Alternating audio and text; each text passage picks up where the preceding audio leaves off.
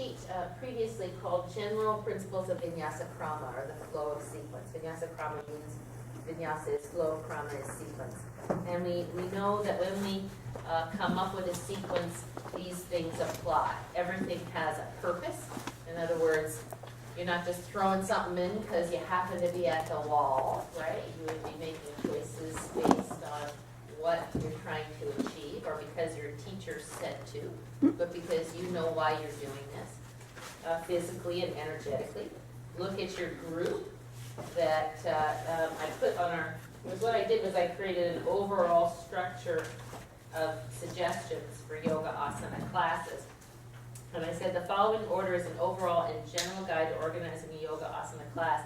And at the same time, there are so many exceptions depending on your intention for the class, the changes you might make on the spot, depending on the needs that arise as people with differing needs arrive, and as the class progresses. So you might be going one way in a class and sort of have this roll going, and all of a sudden somebody goes, oh, my back, or oh, I forgot to tell you, I hurt my neck. And everything you planned to do was stuff you're going to do with your shoulders. So you might say, well, do what you can safely, don't push. Or you might say, well, let me just spin this around a little bit. Because one reason to do that is, like, if the person, you're saying don't push, don't go past where you feel comfortable, and you're not sure the person will follow your direction. So then you might want to kind of spin it away from that a little bit. Postural foundation. So that everything you teach has the postural foundation of neutral spine, Tadasana. Provide warm-up and progressions to any more difficult or complicated pose. If you know that today is a day you want to have them lay back over the balls. It's not that that's so complicated, but you certainly don't want to just lay back over the ball unless you're maybe an advanced practitioner, so you might warm up so that the front body's a little more stretched out first. Freedom before leverage. So moving the body without any kind of external device first, or even leverage with another body part. These are all just general guidance, doesn't mean always. Pose, counter pose. In other words, if you've been working one area for contracting a set of muscles for a period of time, you definitely want to release those muscles and go to their agonists and antagonists. Audrey, excuse me, I'm sorry. Where are you? I was following you and then all of a sudden you vanished. Oh, I'm sorry. This is general principles. This is the one you had before. You don't really have to look at this.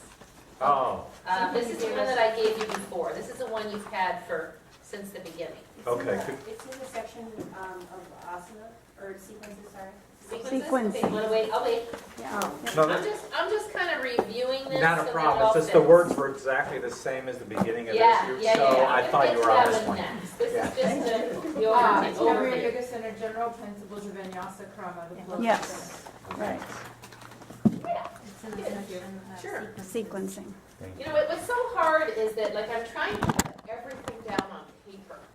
And it's hard to kind of scan the recesses of your brain and say, oh, let's put this all down on paper, because I don't really remember unless it comes up, right? So, you know, if we forget things or if things come up, then add them on, especially even in the syllabus and everything. We want as best we can to record things for everybody and to share everybody's ideas, yeah? Once you've done all this, you should write a book. Oh, yeah. Really, you've done the major portion. There you go. There you go. Is Pat coming in? Oh, maybe not. There you go. $24.95. God, this is a lot of books. You know, we have the 2 books there from my friend Max at the back. Selling books is not a super profitable business. But, you know, who knows? Thank you. Up and down from the floor. So generally, obviously, if you're teaching a Yoga 1 class and they're older, a little bit older, you're not going to take them up and down from the floor. You're going to leave the floor till the end. And you're going to make decisions. And if you do decide to go up and down the floor, you say, well, it's going to be kind of an up and down day today, because maybe you're teaching skills that are better demonstrated on the floor. For example, even in Yoga 3, when you're teaching sun salutation with a back bend, it's kind of nice to come down on the floor and do shalabhasana and see how it's the same thing, right? So you can mix up like that. Because we want to remember that every class isn't a flow class. Sometimes when our own practice is more of a flow practice, we sort of visualize classes like that, but that's not necessarily the case. And it's not so great for people who are just learning. balance your classes and take into account other classes when you can. So always if you say you're teaching a regular class on Tuesdays at 5, then you think, well, you kind of usually get a regular group, and so you say, well, what did we do last Tuesday? We worked on hips, so this Tuesday we'll work on shoulders, or work on breathing, or abdominals, or whatever. And in the beginning, when you'll be subbing classes, it'll be good to ask the teacher, what have you been working on? What would be a good idea for me to go to? Create a balance between teaching and relaxation. In other words,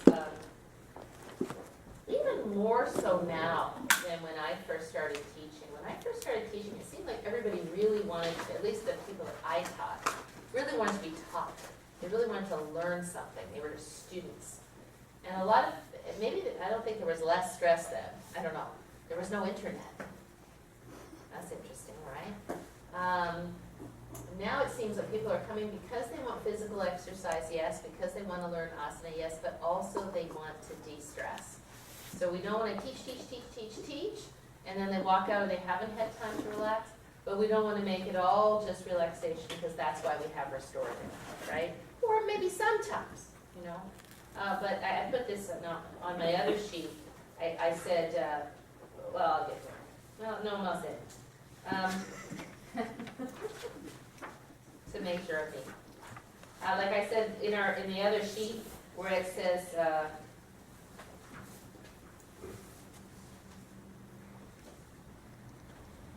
oh yeah, right in the next paragraph. Given that so many people sit at a desk all day, they need to energize and strengthen. People need to get up and move. So in general, make sure to include standing poses. Doesn't mean you have to do all standing poses, but some standing poses. And standing poses also bring heat and warmth to the body, even if you want to do stretching later. And Mr. Iyengar used to say the first thing, always, standing poses, standing poses, standing poses. When you go to the beginning of Iyengar practice, it's all standing poses. They don't even suggest you teach breathing for a year, which I think is a bad idea, because I think the breath really helps people to inhabit the standing poses. But, again, it's all relative. All right, what else is the last thing on the sheet? Time of day, week, season, mood, right? So you don't want to finish a 7 o'clock in the evening class with a standing pose sequence, right? You get your standing poses out of the way, you make your way to the floor a little sooner so you have a good long wind down. If it's right after Christmas, you kind of take into account the toxicity of the belly, and you do a lot of twists, and you do a lot of cleansing, right? And those kinds of things. All right, if there's just been a natural disaster, or people have been killed in some horrible place, or it's been a plane crash, and everybody's listening to the news, and they walk in and they're distressed, then you can take that into account too. Especially if you walk in and people are talking about it, it's always good to just acknowledge it and say, nobody really has any good explanation for why bad things happen to good people or to innocent people, but it affects all of us. So when we have this opportunity to use our breath to find that baseline of equanimity that says that sometimes there are going to be horrible things in life, and sometimes there are going to be amazingly wonderful things in life, and yoga practice is the baseline that grounds us through it all. That's usually how I kind of approach it. Good. So, we're going to get to the syllabus in a sec.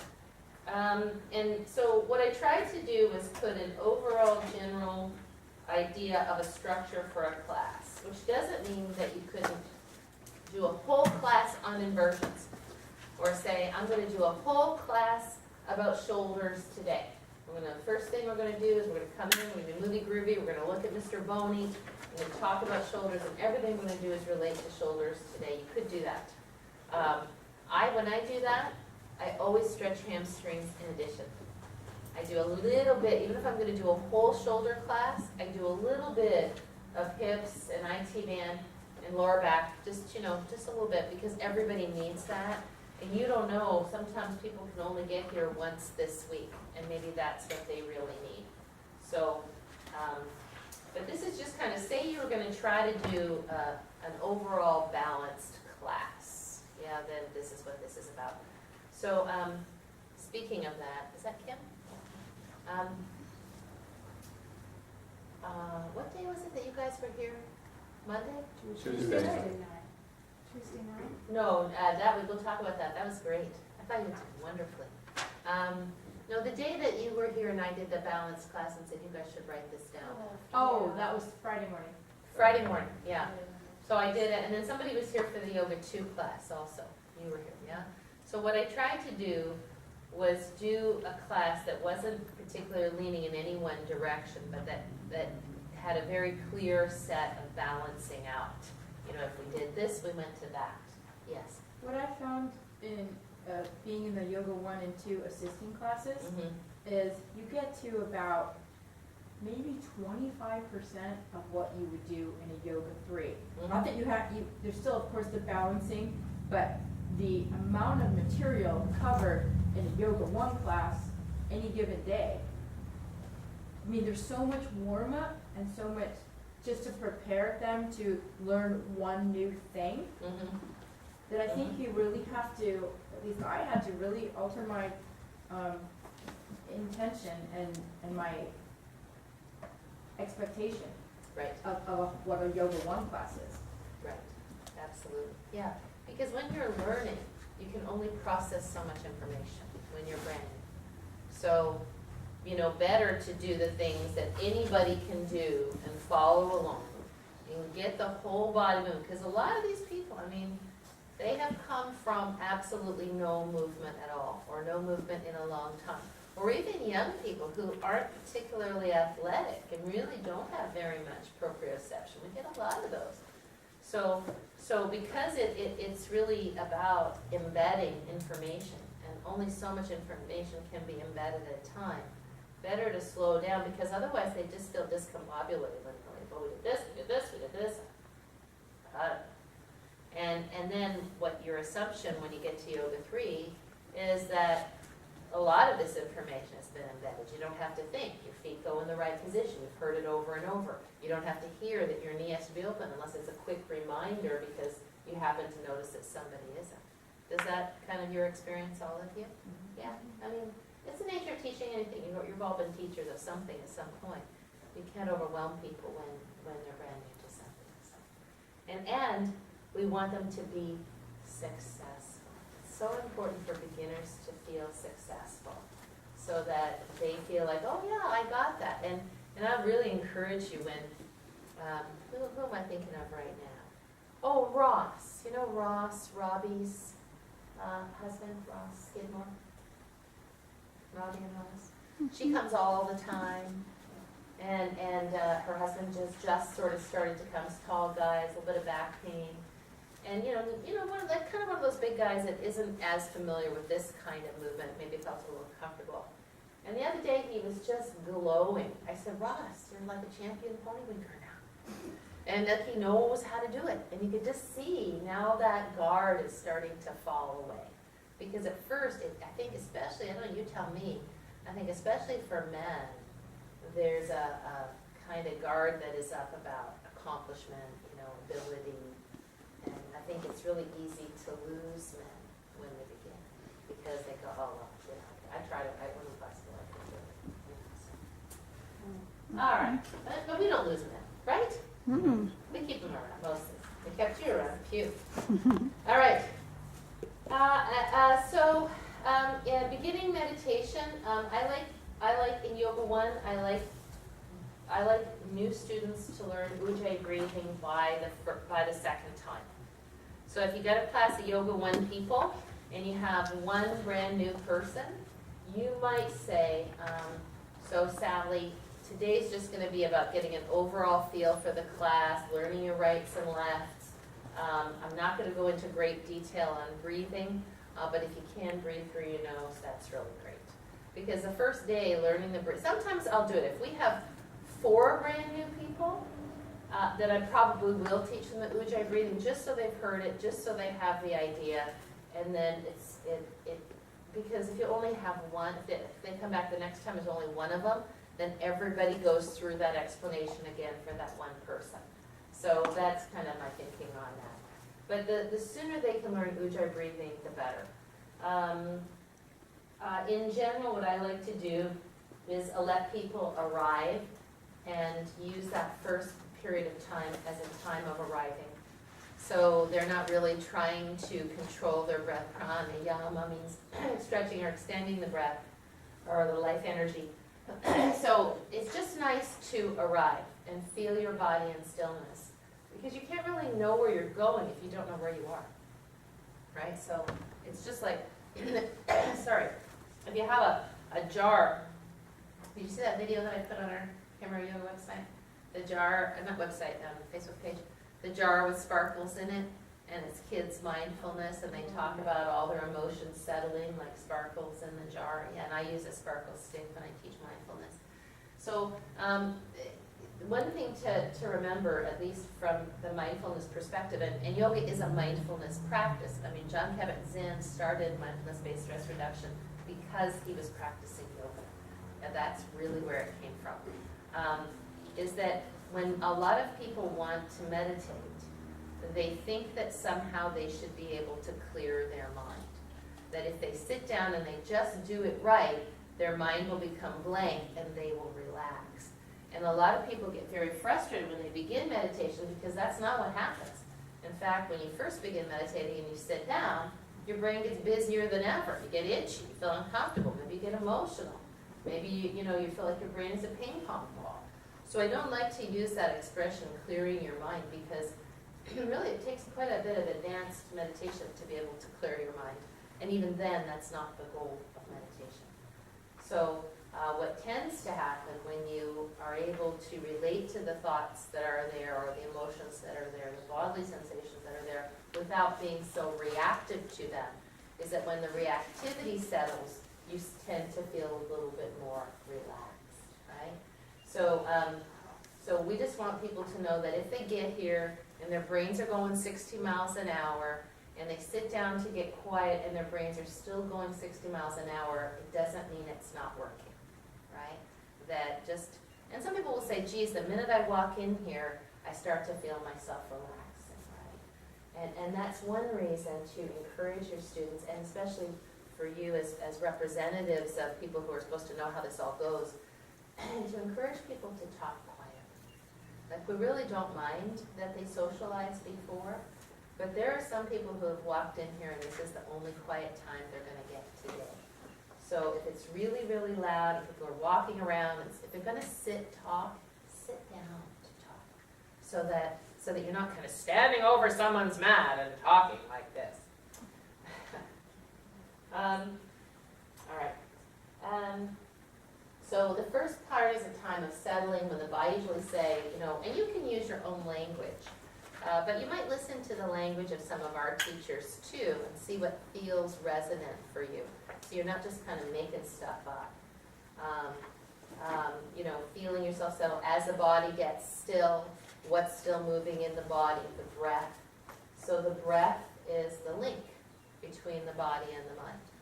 As we bring the attention to the breath, it gives us a beacon, an anchor, a signal to focus on.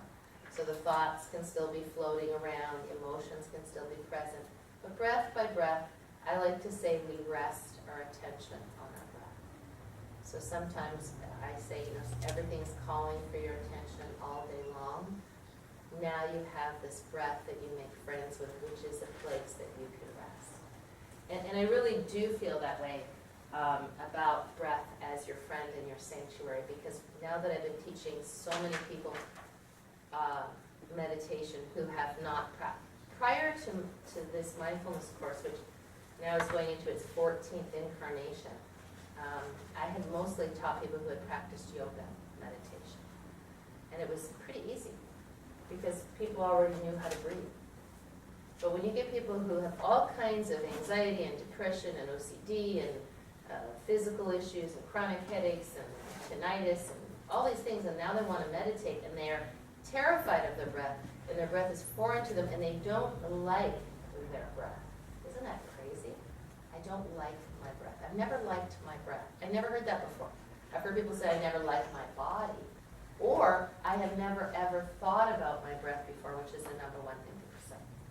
So if we can help people develop this relationship with their breath, we've really won half the battle in terms of stress reduction, because all of the studies that have to do with yoga reducing stress come from breathing. It doesn't come from stretching or hamstrings. So, very good. Is this interesting to you at all? Yeah. Okay, good. You're just so quiet. We were breathing.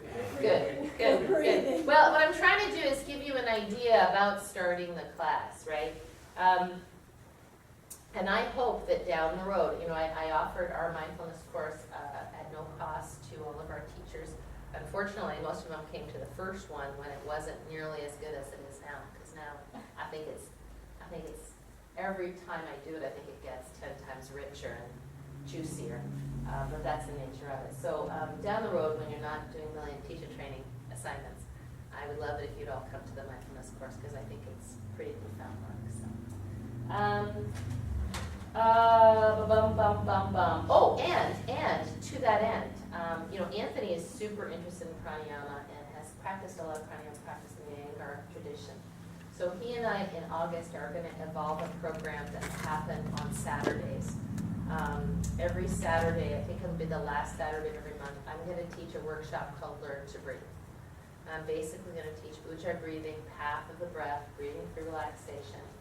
And then the 4:30 class on Saturdays is going to turn into a breathing for stress reduction class. So Anthony's going to teach that. And so then when I teach mindfulness and people say, I don't know how to breathe, I can't breathe, and I don't have time in those classes to work in great detail on breathing people, I can say, we have a class every Saturday at 4:30. And of course it'll be free for members. And so it'll be sort of like a restorative in the sense that it's not going to be a whole bunch of asana, but there will be stretching to expand the areas that help to breathe. And then it will be practice in breathing, primarily lying down Ujjayi pranayama with blankets under the back and chest open. So it'll be great for everybody. It'll be a great place for your beginners who are having challenges with breathing to have that. They can just go on a drop-in basis. They don't have to sign up. But we are going to encourage people before they come to take the workshop, so that, especially if they don't know, I mean, if they're regular students, it doesn't matter. They'll be fine. But if they're brand new to it, it'd be nice if they took the workshop so they get the overview. Yeah, don't you think that's a great idea? It's a great idea. I'm very happy. I think it'll be a great addition to what we do. All right. So you guide attention to the breath without controlling the breath to begin, and then generally you say, well, once you get still, what you feel in your body is the breath moving. So now allowing your attention to come to the breath, and then you can allow them to amplify the breath. So now we deepen the breath a bit in preparation for asana. So generally the idea that we're going to have a whole breathing class coming up, but the idea that we breathe wide into the ribs as we inhale, like an accordion or like a bellows, that as we exhale, we feel the gentle support of the pelvic floor and the lower belly before the ribs close. So we can remind them of that. And if you're in Yoga 1, you'll actually teach that. And again, that goes to the breathing class. I don't mind the idea of setting an intention for a class. Today is the day after Christmas, so our first practice back, so perhaps our intention can be to return back to our bodies today and return back to the home base of our practice. You can feel that intention as you sit in meditation. I'll tell you, personally, on a personal level, I have never really enjoyed when a teacher came and had some kind of reading and an arbitrary intention that they set for the class. Because for me, I walk in with my own set of problems and issues and needs, and when something is kind of overlaid on me like that, I felt like, well, yeah, I hear that, but that's kind of not what I need today. So I'm not saying it's a bad thing to do. I would just suggest that you make it short, because when people walk in, they're not really listening that well anyway, at least in my experience, and they're going to forget it once you get going anyway. So make it short and something that's broad enough that it can encompass people who may not have that interest. Or they can interpret it in a way that makes meaning. Right, and you could always say, or you could always say, and if there's something else you need today, then that could be your intention for your practice today. Because I guess I've always found that for me, just getting present to where I am, my intention for my own personal practice always evolves as I start to move. I'm like, oh wow, as I start to breathe, I had no idea that my stomach was burning like this, or that I was carrying so much tension in my shoulders. And so I like to be able to work with what arises moment by moment. But I'm not saying, I've been in classes where that people love that. So, I'm not saying it's a bad thing, it's just kind of think about what everybody's needs are.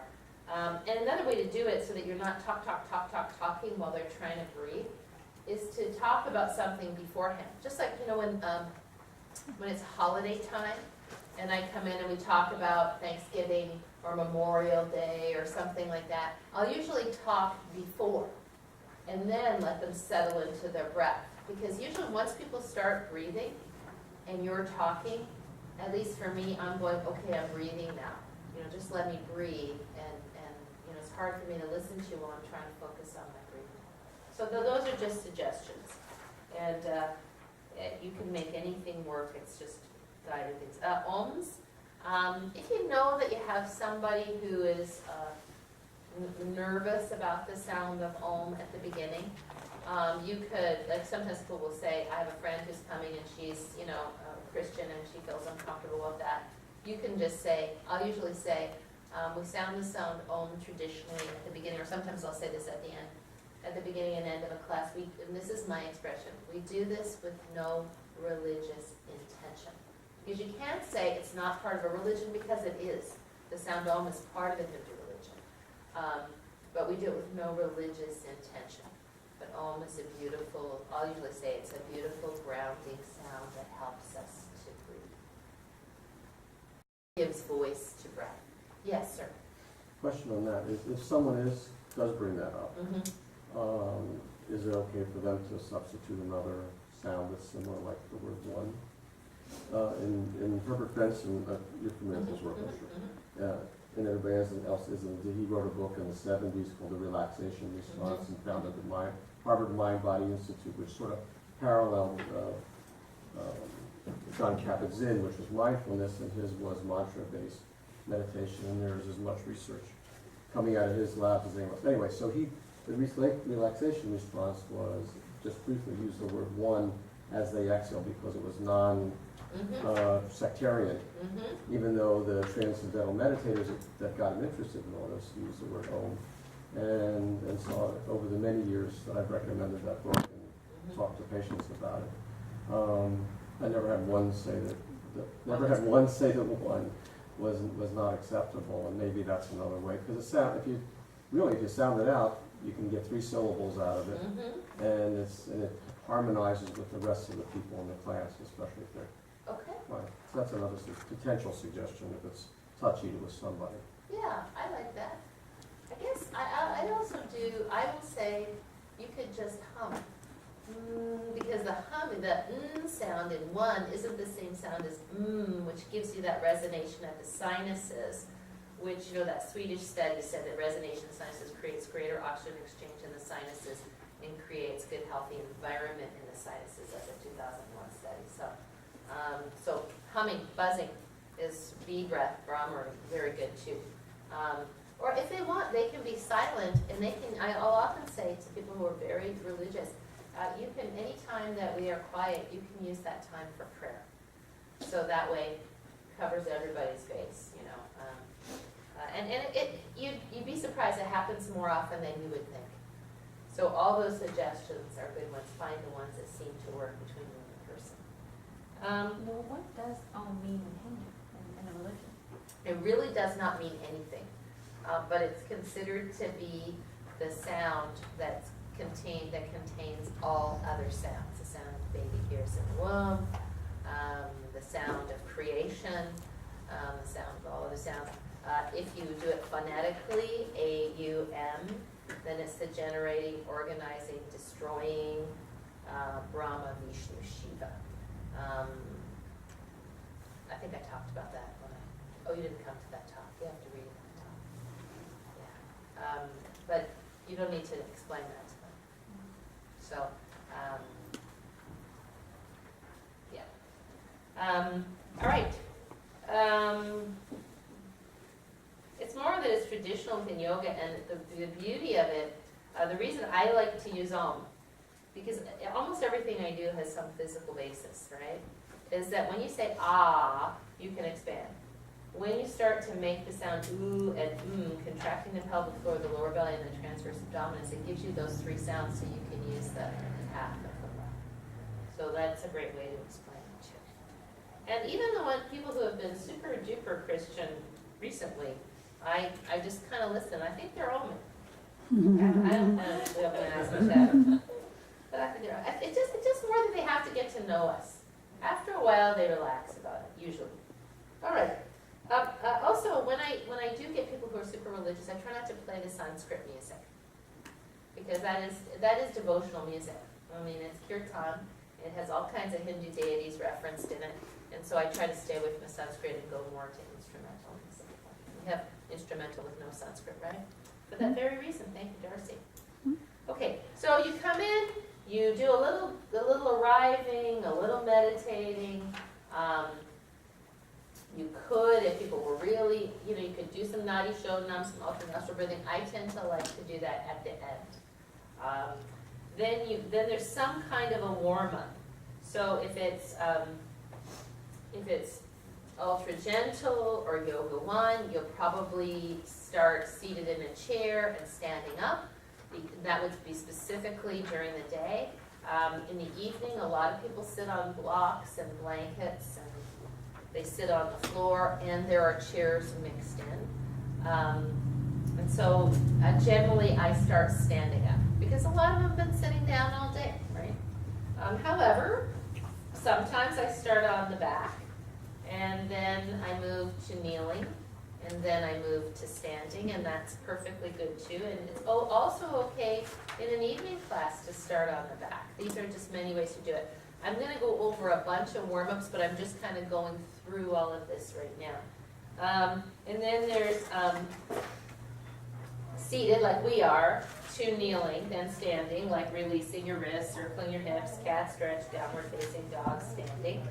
And then personal warm-up at level 4 if desired. So if I come in on Saturday morning, I assume everybody is warmed up, and then we go ahead, yeah? Because they know what they need for a practice that's quite vigorous, and I like them to have the time to take care of it.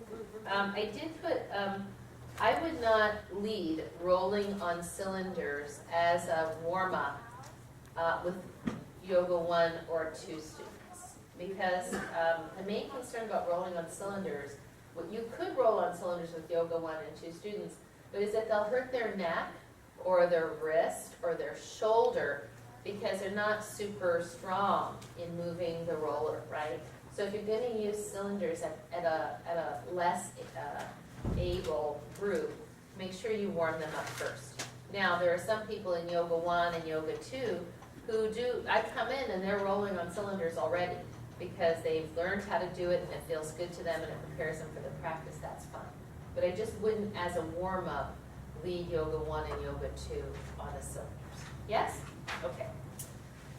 So then after you do some kind of a warm-up, there's some kind of overall body mobilization before you get to standing poses. Because standing poses are relatively static, right? You stay in those for a period of time. So in the Vinyasa yoga tradition, you would do something, and those standing poses would be very much part of the Iyengar tradition. Okay, hello, welcome, Om, Trikonasana. Which is okay. I mean, you will warm up, especially when you stay there for 10 minutes, and it will be fine. But for us, the way we do it here, which I think is valid, is to get some synovial fluid going, to get the joints warmed up.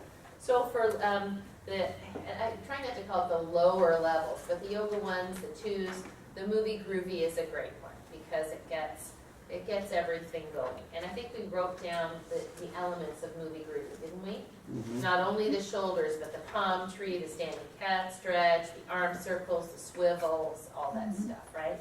And you don't have to do that every single time, and you don't have to do every single one.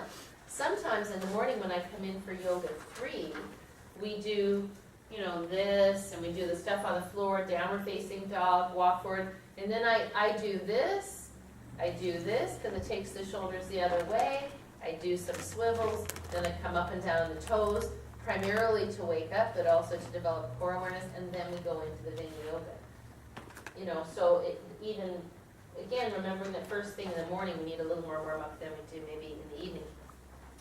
Vinyasa standing sequence is yoga 2, yoga 3.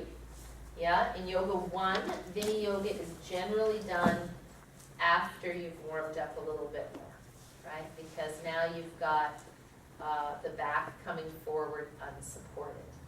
So particularly given that almost in every single yoga 1 class, you have somebody that's injured with a back problem, you don't want them loading their back coming forward before they've had some support and warmed up their hamstrings. I mean, it's just fascinating to see how people with tight hamstrings, you're going like this, and this is your halfway. Their halfway has to be here because they can't get this, right? This sit bone back. So this is their halfway, and then they have to come all the way down from here, and that's why they need to warm up first. So their halfway has a little more give, right? Because we don't want to hurt their hamstring.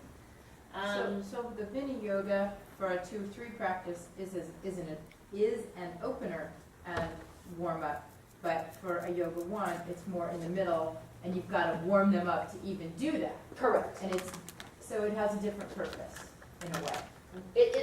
Vini Yoga adds a component of strength, as opposed to Parshvottanasana, which is primarily stretching, right? I mean, there's a little bit of strength in that you're standing up, but in general, the Vini Yoga adds load. So now we're adding strength, and we're as soon as you add load, you're adding the possibility of injury. For a level 1, what's the most common stress that you're doing to warm this up more for people? Parshvottanasana. That's what Yeah. it is. Okay. Yeah. So one of my next strategies for all of you is to write down a sample, ultra gentle, yoga 1, yoga 2, yoga 3, and yoga 4 class. Just kind of a balanced class, not a focused teaching class on anything, so that you have one sample class for each level. So go to, if you need something, say down the road somebody says, can you sub my class, it's a yoga 2, and you go, woo, just use the sample, right? I think we have, Darcy, don't we have something like that? We From have last done, you teacher have done training? them. Yeah, Mhm. We I can just pull have those to out. look and see. Mhm. But, I know that syllabus looks so easy. That thing took me probably 12 hours. I am not kidding. In terms of like trying to think and switching around, emailing back and forth to Darcy. So this stuff just takes a lot of time. Right, and so you don't have to do movie groovy before Vini Yoga. I do sometimes. You don't always have to. You can go directly into it. And then Surya Namaskar preparation is a whole bunch you put in your sequences. Quarter sun salutation. I've never heard that before. I don't know what a quarter sun salutation is. That's just using the arms, just coming up. with the Oh, arms. And you've done that. Mhm. call it a quarter sun salutation. What do we call But it? what would you call it? Just raising. Taking your arms up over your head. I like quarter sun salutation. It's simple. It's always nice to have a label for things that everybody can agree on. I'd go for that. That sounds good. Yeah, no, I think that's great. But I didn't know what it was. It's like people come up with that all the time. Proposal position. I'm like, Oh, that's Allison. right. Well, and that's good. I mean, as long as it's a mutually agreed term, we all know this is a floor. We all agree on it. So then that way, that's how we communicate, right? So it's all good. Okay. So I generally think that Surya Namaskar preparation, which is a half sun salutation, is for people who have relatively flexible hamstrings, right? Because now you're hinging your torso over two legs with your lower back cantilevered forward. And if your hamstrings are tight, what's going to happen? You're going to do exactly what the Vinyasa fella did, right? You're going to get to about here, and then you're going to start to come into flexion because you don't have the rotation along this longitudinal axis to come forward. So you know, it's okay to do, but if you know you got a whole bunch of guys in your class and they're not the most hamstring flexible, you're not really doing them a service because you're not warming them up in the best possible way. They're going to do a lot better on their T-pose and on their revolve triangle and all those things a few moves down the road, even their Vinyasa. Well, if they did Vinyasa, right? Because with one leg forward, you can get a lot more movement around that fulcrum. So I don't think of it as like better than. I think of it as appropriate in certain circumstances, right? Okay. So that was kind of in the homework, maybe you could go over that The now. half sun salutation. Oh, no, where you, We're going to go to that in the syllabus. We're going to go through the syllabus in a second. oh, okay. And that's where we're going to go. This is what happens in Yoga 1. You add on to it this way. This is going to be a lot of sitting, so we'll get up and we'll walk around. But this is what we need to do, don't you agree? Yes. So yeah, I'm going to get to that. Yeah, absolutely. Okay, so now you've come in, you've meditated, you've done some kind of warm up on the floor, you've warmed up the whole body, and now you come to standing poses, yeah? So there are many kinds of standing poses. There are lateral standing poses which go side to side, flexion and extension which go forward and back, rotation which can happen in both. And then also standing poses include standing chest and shoulder stretching, right? So anything you do, and I should have put strengthening, right? So anything you do like this or all of that stuff we did when we did the shoulder work, those would be considered standing poses. Again, remember that it doesn't necessarily have to flow. I put utilizing floor work or vinyasa in between standing poses for yoga 2 to 4. So we'll look at how that gets added in a little bit in our syllabus, but the basic idea is in yoga 1, you don't get down on the floor primarily till the end, unless you're teaching something. Oh, today we're working on path of breath. We sit, we go over ujjayi breathing, we go over the ujjayi breathing sitting up, then we lay down. Because now we're working on the path of the breath laying down. Then maybe we come to all fours and we do path of the breath kneeling, and then we stand up again. So there's always an exception to that. But in general, especially in the morning yoga ones, we're not getting up and down like a vinyasa class. In yoga 2, there's a little more of that. Like if somebody says to me, well, what's the difference? What's the difference if I come to yoga 2 from the yoga 1? And my standard response is there's more weight bearing on the arms. Right? So, God bless you. So in general, unless I know that there are a lot of people who can do it in the daytime, not in the daytime at all. I don't do any downward facing dog on the floor in the daytime yoga ones at all. Because if they can do that, they should be coming to yoga 2. There are so many people that have shoulder issues that could not bear weight on the arms that it's not really productive. And if people come who can do downward facing dog on the floor, I'll say you're welcome to do that. But I'm not going to walk around and fix their downward facing dog on the floor because that's yoga 2 and they're in a yoga 1 class and I got a million people here on chairs who I need to help first. We want to do that, right? If they're choosing to do that, they're kind of doing it on their own. I'll look over to make sure they're not hurting themselves. Also, if I'm teaching yoga 1 and I'm teaching wink your pony and somebody wants to do downward facing dog on the floor, personally, I say get a chair. Because everybody should know how to wink their pony. It's the best skill ever. It doesn't matter if you're a yoga 10 practitioner. You should be winking your pony at home. Because at the airport, it's unlikely you're doing downward facing dog on that nasty carpet. But you could wink your pony, right? And it's always amazing to me when I get our yoga 4 students and we do it and then I go, oh, I know you're not. I know you're winking your pony. Yep, you can see. Oh, you're not winking your pony, right? Because you forget how to do it. And it's a good idea. It's a good idea because it will help the little niggling back spasms from creeping up. So I don't like people to be, oh, I'm not the kind of person that uses a chair. You know, that attitude is not really conducive to your, right? So I often say, and it's true, I use a chair a lot in my practice. I do. Because I want to create good joint space. I want to explore how my body can move when I'm not hunkering down on the floor. It creates a lightness in your practice. And it gives you mobile yoga. Yoga you can do everywhere with your hand. It's So- the same as when people don't want to use blocks because they Right. think it shows that they're not flexible. Right. enough. Right, right, exactly. Yeah, and I just try to discourage that kind of thing, you know, in a nice way. And in the evening yoga ones, often people come in and they say, are we going to use a chair? Because there'll be a lot of evening people in yoga one who can sit on the floor, either in virasana or they sit on two blocks, maybe like this. I don't like people to sit on one block in sukhasana because it's kind of tippy, cross-legged. So I usually have them sit on two and maybe with a blanket, especially if they can't kneel. We've gone over this already, right? Especially if they can't kneel. And maybe with blocks under their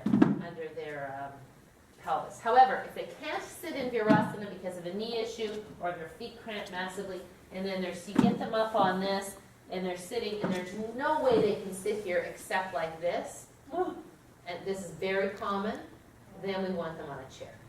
Because they can't breathe, they can't learn how to breathe if they're sitting like this, right? And so when I teach Yoga 1, sit on a chair. So that it's not like it's somehow less than to sit on a chair. So that way, hopefully, we give everybody permission to sit in a way that's best for them. Audrey, Yes, ma'am. when you were talking about down dog on the chair and with your pony, Mhm. what's the difference, what do you do on the seated part of the chair? Mhm. And then do you ever do down dog on that part? Yes. And what's the difference? Sure. I do winker pony on the top of the chair, and I do downward facing dog on the seat of the chair, and I delineate them as such. Because in winker pony, you want to get up high enough that you can get, oh, that feels so good. You can get underneath that arm and almost above the level of the top of the chair and get your hip back. If you're too low in downward facing dog, you have to bend your knees so massively and kind of contort yourself. It doesn't really work. If you're on the floor, it's different because you've got your weight back and you can turn like this. You can move your feet like this, but on the chair, it really doesn't work. So winker pony has spinal rotation. Downward facing dog on a chair has no spinal rotation. It's meant to create length. It's meant to turn the sit bones up. It's an inversion. Length. Huh? It's an inversion. It's an inversion, right? And it's also for shoulder flexion, right? Because now we've suction cupped the hands down and we're pulling back. And if you see how many Yoga 1 people now, I'm really glad that you've been coming to Yoga 1 classes. I so encourage you to do that. You see how many people, who was this guy who was just in here yesterday? Oh, nice guy. And no, Arthur. Arthur, were you in here Yoga 1 yesterday? Just had no idea what yoga was. Came in kind of a little heavy-set guy. And God bless you, just looking at like everything he did, he's going like, my arm is like this, he's like. but you know, and you know, it wasn't like, it's not like he was massively old. He was probably 60, late 60s, you know. And so we really, you know, we want people to start to learn by using some kind of leverage, some kind of suctioning to get that arm right up above their head and to get this bottom of the rotator cuff moving. Yeah. Okay. Okay, we talked about Yoga 1 as being primarily finishing on primarily standing poses, laying down poses, not so much bearing weight on the arms. In Yoga 2, what we add is downward facing dog on the floor. And you'll see in there, we've added, in each one of those things in the syllabus, we add something in Yoga 2. But just kind of an overall picture. For sure we do downward facing dog on the floor in Yoga 2. Now, can there be people who come from Yoga 1 who cannot do downward facing dog on the floor because they have a shoulder issue, because they have had a broken wrist and can't bear weight, absolutely. And so for those people, we talk to them afterwards and we say, when we're doing downward facing dog on the floor, you have some choices. You can have your chair and do downward facing dog on the chair, or you can do downward facing puppy, one hand at a time, and stretch this way. And maybe you stay after class for just a few minutes and show them that, or maybe you do it with the whole class. And then you say, this is an alternative to downward facing dog on the floor. So if they can bear weight on the arms, it doesn't mean they can't come to yoga too. Because there's going to be plenty of good standing poses, and we'll go over those in a sec, that they can do that will build on the skills of yoga. Downward facing dog, plank, and dolphin plank are the primary yoga 2 upper body weight bearing practices. So, and dolphin. Yeah. So most people can bear weight in plank, they can't bear weight very long. But plank and downward facing dog, those 4 are really good bone builders.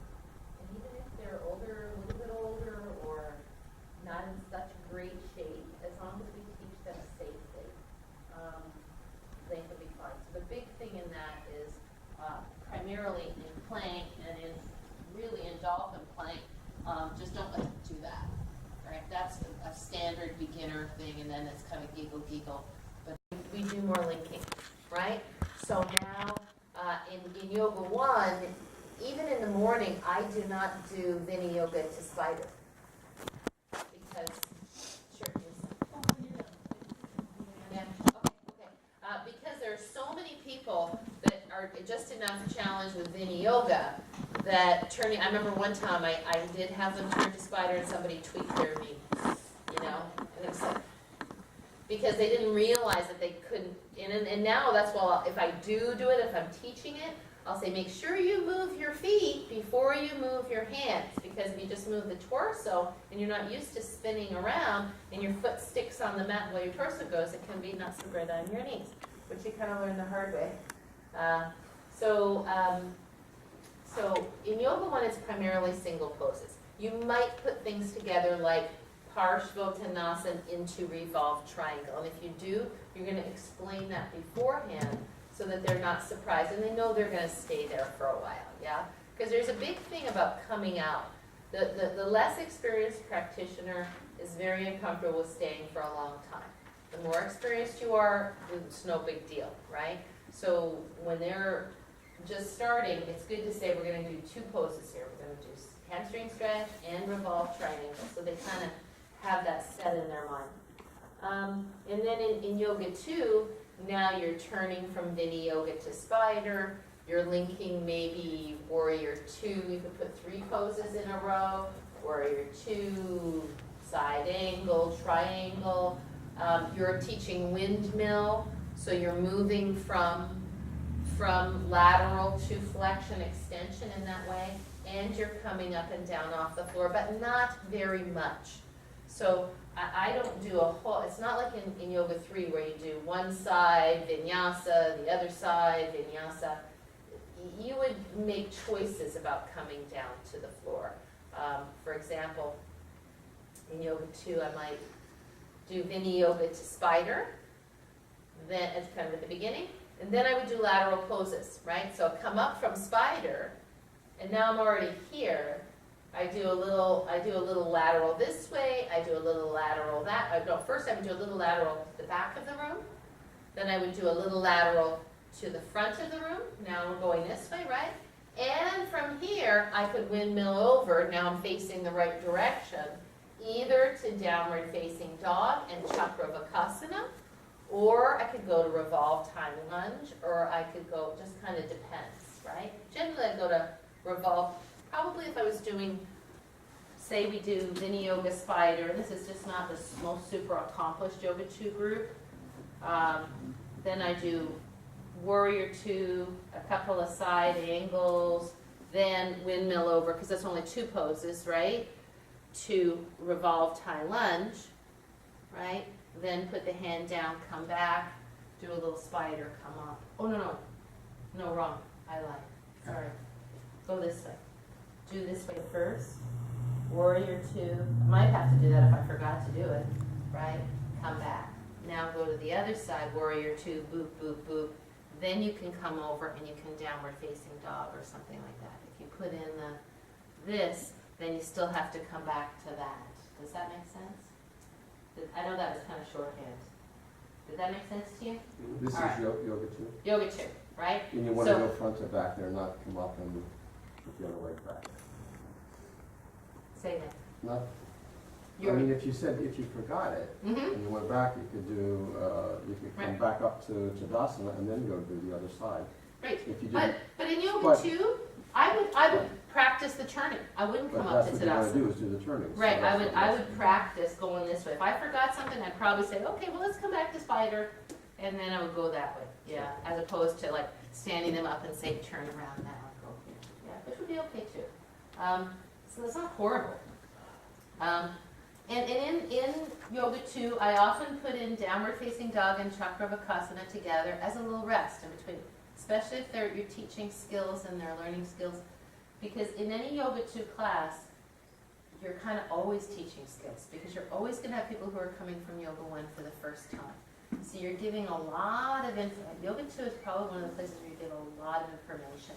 And I know that in the evening, Darcy, your yoga two classes are they a little bit more advanced than the yoga two you teach in the day too? No. Pretty much the same? Yeah. Okay, okay. Yoga two's pretty clear. Yeah, because you know, sometimes you're teaching a yoga two class, but everybody in there is a yoga three student. Yeah. So then Sometimes. you keep it yoga three, Mhm. right? It just so happens that that's who shows up. So that's okay. But You don't do Ardha Shalvasana in yoga one, do you? no, I didn't think so. no. In yoga one, we'll get there. I've got it on there. So let's look Sorry. at that. No, it's a great question, but that's why I think this is going to be so helpful, don't you think? Because you can kind of look at the columns and figure out what you can add in. And not that you couldn't add something else in, but then you should know why you're adding it in. Yes, ma'am. When you get too far away from Yes. or playing down dog, Yes. perhaps you thought of it as a job, but you might review it at some point. Two things. Mhm. Down dog and plank. When I first started, even yet still, most of my weight is in the heel of my foot, and I know that's incorrect. Mm-hmm. How would we teach proper hand placement for weight bearing in plank and down dog?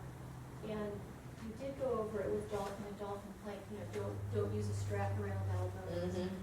So that, if you don't mind, at some point reviewing how do we get proper distance between elbows. I know some teachers do this and they move your hands up. Yeah, Just- yeah. My main concern, since I have hand and wrist issues, is how to properly teach, how to teach properly hand placement to get it here. Okay, can you make a note for me? Sure. And then I still have Jeff's note in my binder about muscle cramps and spasms and things like that. But you answered that. Hmm? You did answer that. Did I? You didn't answer about shaking. The shaking is a thing. Does it build strength like if I'm shaking like this and plank and like I'll build my muscles? Put that on the note, because shaking has a whole lot of different explanations. Okay. Shaking can be okay, and it can be maybe a sign that you have to back off a little bit. But lots of reasons you could be shaking. Because I'm trying to leave all the things that you look for that could be injury related to the injury day, when we work on injuries and challenges and all those things. And the problem is we keep adding new things in. Like I just got somebody yesterday, torticollis, right? And I'm like, oh God, I knew what it was, but I had never really had somebody walk in and say, I have torticollis. Oh, I've suspected it sometimes. So like we have to put all those things in. What if somebody walks in and says they have torticollis? You should know what it is. Right? What is it? Look it up. How do you spell it? Look it up. It's your homework. Yeah, the spasm of the sternocleidomastoid. Oh, Yeah. Sure, of course. All right. Okay. Okay, so then you get to Yoga 3. These are just overall ideas. So now you get to Yoga 3, and you've got more up and down off the floor. You've got more Chaturanga to something. Ardha Shalabhasana, Shalabhasana, Cobra, pushing up from the floor, back to child's pose or back to downward facing dog. Oh, and you've got stepping forward in yoga 3 from downward facing dog to standing poses. That's yoga 3. In yoga 2, we're coming to the knees to step forward. Not that some people couldn't come from downward facing dog and step right up, but remember, many people are just learning downward facing dog for the first time on the floor in yoga 2. So we really want them to be able to get focused on that downward facing dog, and we don't want them to get hurt because they really don't have downward facing dog that well, and now they have to step forward, right? Plus, when they do step forward, they don't really know what to do when they get there. So in yoga 2, if I'm doing downward facing dog and I want to go to warrior 2, I'll say, so let's come down to our knees. Maybe I'll put in a little chakrabhakasana if we've been doing something that's been shoulder related. Then I'll say, let's take our blocks and put them over to the left side. Now let's step your left foot forward and have the blocks behind your left calf. Turn your right toes, lift up, look down, place the base of your right big toe in line with your left heel, then sweep the right arm back and voila, right? Now check and make sure you have it. So that then when they do know how to step forward, because it's not just stepping forward, as you know, there's all this adjustment that has to go here, right? And, the common error, and I think one of the reasons people have this common error, is just to come up and go, right? And now you got this going on in the base, but you got this, right? So, if they kind of drilled into them, right? Especially when it's so great when you get people who have never practiced yoga before, and they start in yoga 1 and they move to yoga 2, because then they have such nice, clean practices, no things you have to fix, like this idea that you come up and you're just trying to get to the shape, right? As opposed to setting a base, taking the actions, opening the chest, all of that stuff, right? Now, on the same vein, with downward dog variations, are they all introduced in yoga 3? I mean, leg up and back, cupping a hand, taking the arm. Yeah, and we're going to go there on that sheet. But just in general, sometimes in yoga 2 as a strengthener and just to start to prepare for stepping forward, I will teach leg back and up and bring it down. Sometimes I'll even do, I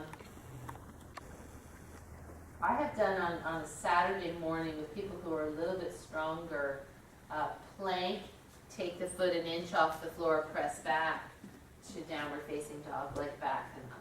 But that's really a yoga 3 skill. And again, it's because they were the right people. They might not be able to do everything else, but they could do that, right? So that's where you're choosing. You might be teaching yoga 2. You don't only have to stay in the yoga 2 column and maybe add in some yoga 1 things. You can pick and choose from the yoga 3 column if it seems appropriate. Yeah? Okay,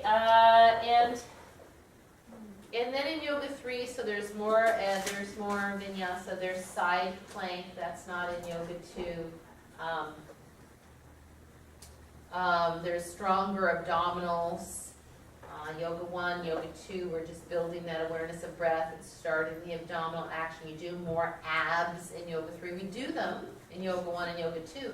But so many of these ab exercises hurt people's neck or hurt their lower backs, which is why I get so many people that have gone rushing into Pilates too soon and like to an advanced level of Pilates too soon, and now they've hurt their back or they've hurt their neck because there's a lot of holding both legs up and doing these foot things and all this stuff, which is great if you have the strength already to do it. But if you have no strength and you're doing that, these aren't going to hold for very long, right? So we definitely want to make sure we don't hurt anybody doing abdominals that are too difficult for them. All right, so after you do standing poses, I mean the classicals, this is I probably learned this the first yoga class I ever took, this sequence. I mean, this is just a standard sequence. And you do standing poses, then you go to the floor, right?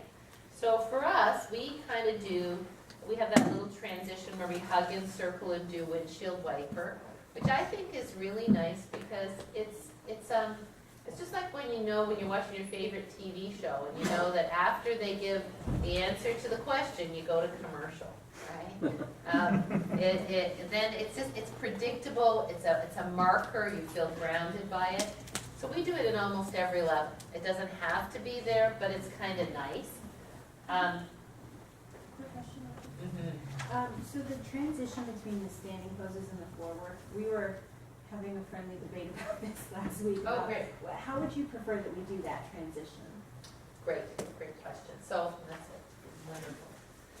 So in Yoga 1, we do what we do, we do what we do, we do what we do, and then I say, okay, lay down.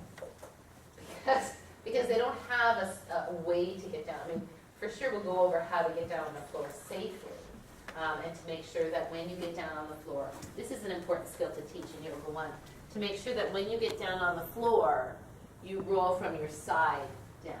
You don't go, ooh, right? Because a lot of people don't have a lot of belly control when they lay down. So we always roll to the side to get down on our backs, and we roll to our sides to get up. And I just tell people it's a good skill to have for your whole life. Because it's just, people all the time hurt their backs getting up and getting down on the back. Because they hurt their neck, because there just wasn't the right moment, right? So that's Yoga 1. Yoga 2, you could do that. You could come from some standing, whatever, maybe you're working on shoulders, and you've done this, and you've done that, and you could say, okay, let's lay down now. Let's come and lay down on the floor, and we'll work on the floor. Or you could have them chaturanga down to the floor, because in Yoga 2, you're teaching that. Now, if you have a bunch of people and they are relatively new to Yoga 1 and they haven't done chaturanga before, then it's a no-brainer. You're not going to give them a chaturanga that they don't know how to do. Yoga 3, I guess we pretty much chaturanga to the floor. Mm-hmm. Yeah? Yeah, I would say. I think we pretty much would do that. Maybe from down dog to knees. Yeah, down dog to knees, yeah. That's usually the last chaturanga of the day kind of thing. Mm-hmm. And then Yoga 4 generally similar. Why, what was your thought? Maybe I've been doing a lot of Yoga 1, Yoga 2 classes, but my thought was, well, we just go there. Yeah. Which is not very elegant, but. Well, yeah. Well, it's been a time where you got a lot of props to move, and, Yeah. and you're going to be giving directions like, let's come and lay down on the floor. Make sure your head is pointing toward the window and your feet are pointing toward the back room. If you need a blanket underneath your head, feel free to have one. Make sure when you lay down that you bend your knees so your feet are flat, because a lot of people will just random people just kind of lay out like a whale on the beach, and like all of a sudden you can see like their back doesn't like that, right? So just bend your knees, feet flat on the floor. Yeah? Mm-hmm. When you're talking about the timing of all of this in a class, Mm-hmm. it seems to me, and I don't know if it's just the way that I perceive it, but the floor pose is probably maybe the last 15 minutes, maybe the last 20 minutes of class. Everything else is pretty much the standing. Would you say that that's kind of what I think it probably works out somewhat like that. Because again, it's freedom before leverage, right? Very few people are flexible enough to stretch on the floor. And so if we sit down and now we're doing seated twists, and the person has to sit on 5 blankets to twist because their hamstrings are like this, and then now we're going to have them do Janusha Shasana like this, even with a blanket, that's about as good as they can go. We're kind of wasting their time. Doesn't mean that you couldn't spend a lot of time on the floor if you're doing breathing, or if you're working on some core strengthening. Even lying down twists at a Yoga 1 level, it can hurt people's backs. Doesn't mean they can't do it, but you certainly want to make sure you're well warmed up on those twists, because something like this can be kind of big on their backs, So, and I also think about it like this. With Yoga 1 people, Yoga 2 people, a lot of them come once a week. So, we try to encourage people to come. People say, how often? It's a very common question. How often should I be coming? I'll usually say, look, if you can get here once a week regularly, and that's what you can do, then that's great.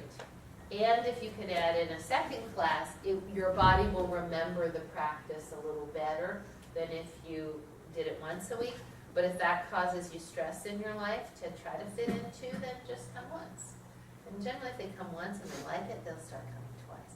You know, then if you can come 3 times, that's even better, and some people come every day. So, you know, there's a wide range of practices. Some people come 14 times a week. Did you come 14 times in a week? He's making that up. Gosh, you should have Never, heard more. never. What a great deal. Yeah, I was just looking at who was going to some yoga studio somewhere, and I was looking up for them the price. I was looking up, people will ask me like, where should I go when I go to something? And I was looking up someplace, and it was like some go-home yoga studio. It wasn't anything like fancy schmancy place. And a single class was $20. I was like, wow, okay. So, there you go.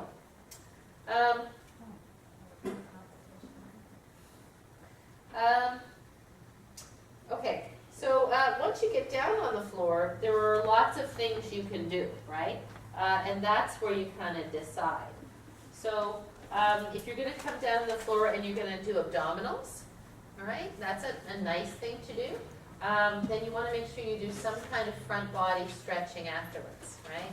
So a lot of times I will alternate abdominals with Ardha Shalabhasana because it's easy. I don't think I would personally very often go from really good abdominal work to Shalabhasana, both arms, both legs, because we've just shortened this all up.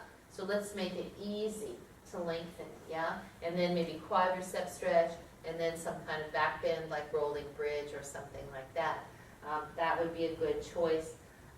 If you're going to come down and you're going to do back bends, then make sure you've prepared it in the standing poses. Make sure you've opened the front body, all that kind of stuff. And then make sure you do some kind of forward bend after you've done the back bends, right? So, and a forward bend doesn't necessarily mean a seated forward bend. It could be a forward bend using a bolster. It could be a standing forward bend if you wanted to get up again. Kind of depends.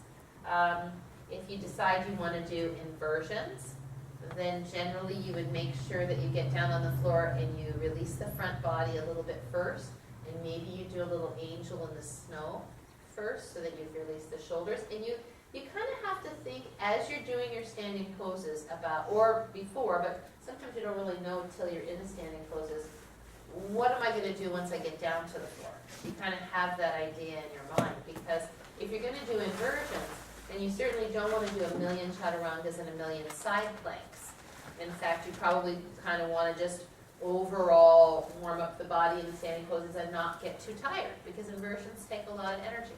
I did put on the inversions thing, which says, do not teach above your own ability level for inversions. So if you don't know how to do handstand, you should not be teaching handstand. And that goes to anything.